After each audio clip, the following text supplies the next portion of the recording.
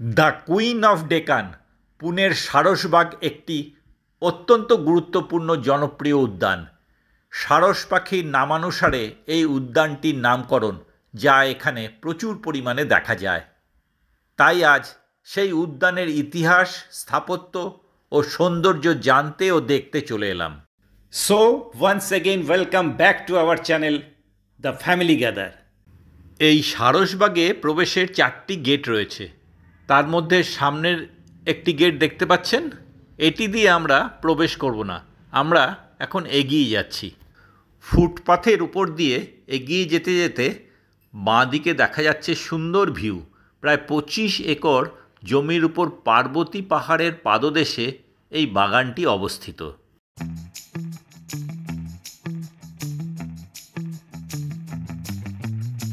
আমরা এখন সামনেই যে গেটটি রয়েছে সেটির কাছাকাছি পৌঁছে গেছি। গেটে প্রবেশের আগে প্রচুর দোকানপাট ও বেশ কিছু রাইডস রয়েছে। প্রতিদিন এখানে প্রচুর মানুষের সমাগম ঘটে, তাই এই গেটে সব সময় ভিড় উপচে পড়ে।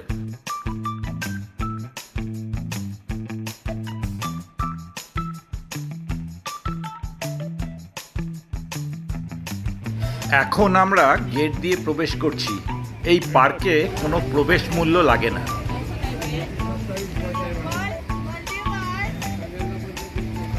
সারসবাগ কি বড় গার্ডেন, বাপরে বাপ, বিশাল বড় গার্ডেন। তুমি ঘুরে দেখতে পারবে? না, আমি পারবো না, আমি খানিকটা হেঁটে একটা জায়গায় বসবো। তুমি তো দেখছি হাতে নিয়ে এসছো চেয়ার।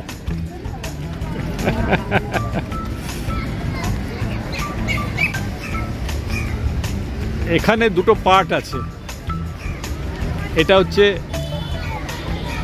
লেফট সাইড, এইদিকে একদিন খোলা থাকে, পরের দিন এইদিকে খোলে। একদিন এইটা আর একদিন ওইটা। সত্যি ভারী মনোমুগ্ধকর পরিবেশ। উদ্যানের বিভিন্ন স্থানে বসবার বেঞ্চ এবং প্যাগোডা স্টাইলের বিশ্রামালয় তৈরি করা রয়েছে।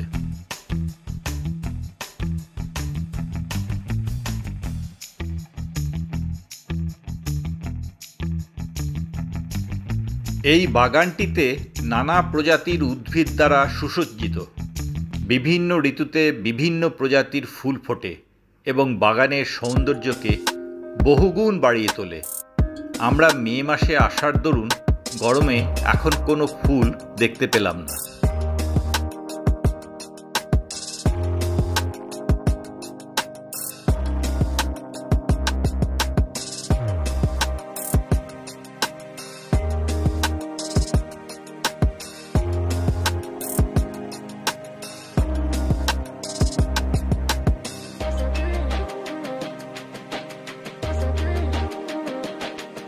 এখানে সকালে যোগার কোচিং চলে।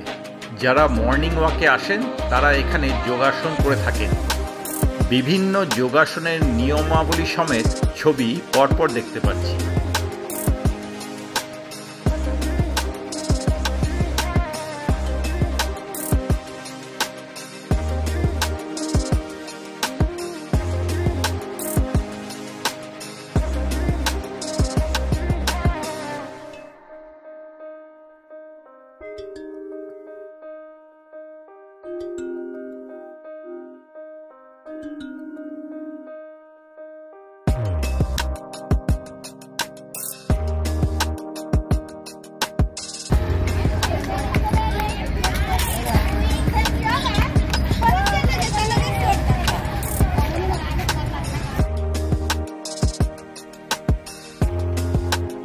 এই উদ্যানের প্রধান আকর্ষণ লেকের উপর একটি দ্বীপে ভগবান সিদ্ধি বিনায়কের মন্দির। এই সিদ্ধি বিনায়কের বিগ্রহকে মারাঠি ভাষায় তালিয়াতলা গণপতি, মানে হ্রদের মধ্যে গণপতি নামেও পরিচিত। প্রায় 250 বছরের পুরনো এই মন্দিরটি মহারাষ্ট্রের একটি অন্যতম ঐতিহ্যবাহী স্থান। মারাঠা সাম্রাজ্যের প্রধানমন্ত্রী, যাদের পেশোয়া বলা হতো, সেই পেশোয়ার শাসনকালে নানা সাহেব পেশোয়া এই মন্দিরটি তৈরি করেন। 1750 থেকে 1748 সাল 34 বছর ধরে লেকের উপর তৈরি করা হয়েছিল এই মন্দিরটি। 18 এবং 19 শতকে নিজাম এবং ব্রিটিশ সাম্রাজ্যের বিরুদ্ধে মারাঠারা সামরিক কৌশল নিয়ে আলোচনা ও বাস্তবায়নের জন্য এই মন্দির চত্বরটি ব্যবহার করা হতো। পেশোয়া তাদের কমান্ডার্স এবং অ্যাডভাইজারদের নিয়ে গোপনে আফ্রিকান নেটিভস দ্বারা পরিচালিত নৌকায় এই লেকের উপর দিয়ে মন্দির চত্বরে আসতেন। যেহেতু আফ্রিকার নেটিভরা স্থানীয় মারাঠি ভাষা বুঝতে পারত না, সেই জন্য তাদের নৌকা চালানোর কাজে নিযুক্ত করা হতো। এই গুরুত্বপূর্ণ কাজ ছাড়াও বাগানের মূল উদ্দেশ্য ছিল একটি মনোরম পরিবেশ তৈরি করা, যেখানে মারাঠা সাম্রাজ্যের রাজারা এবং তাদের পরিবার পরিজনেরা বিশ্রাম এবং বিনোদন করতে পারেন। এই মন্দিরে গড়ে প্রতিদিন 10,000-এরও বেশি দর্শনার্থী আসেন এবং 10 দিনের গণেশ চতুর্থীতে এই সংখ্যা প্রতিদিন প্রায় 80,000-এরও উপর ছাড়িয়ে যায়। এই গণপতি মন্দিরের চারিধারে বেষ্টিত লেকটির বিস্তৃতি ছিল বিশাল। আজ এত বছরে তার রূপ অনেক সংকীর্ণ।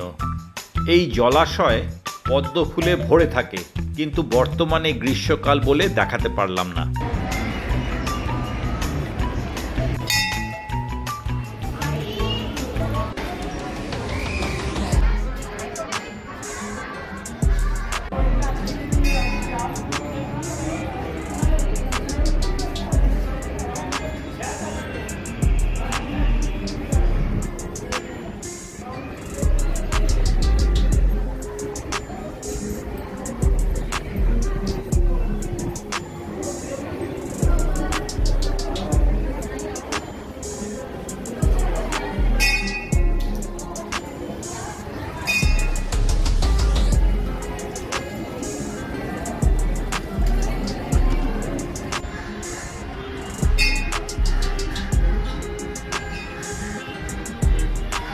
এটা গণেশ মিউজিয়াম।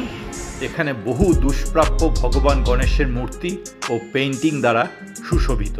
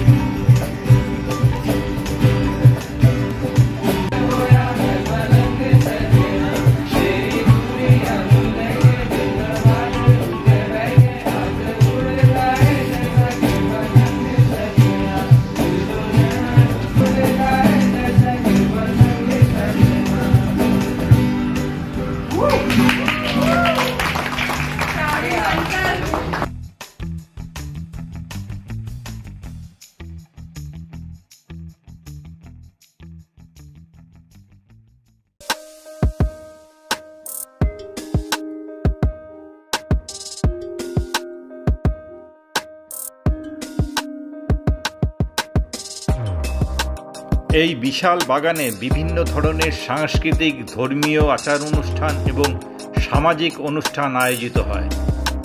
বর্তমানে সারসবাগ পুনে মিউনিসিপ্যাল কর্পোরেশনের তত্ত্বাবধানে রয়েছে। এটি একটি ওয়াচ টাওয়ার, এর সাথে লাগোয়া আছে ওয়াকওয়ে। এই ওয়াকওয়ে দিয়ে রাস্তার ওপারে গিয়ে আরও সুন্দর 3টে মন্দির আছে, জৈন টেম্পল, মহালক্ষ্মী টেম্পল ও খান্ডোয়া মহাদেবের টেম্পল।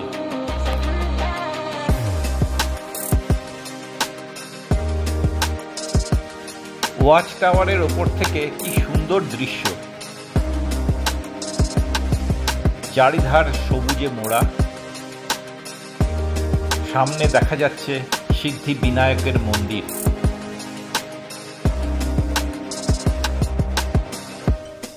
ওয়াকওয়ে দিয়ে ওপারে গিয়ে মন্দিরগুলো দেখব, যা আপনাদের পরে একদিন দেখাবো।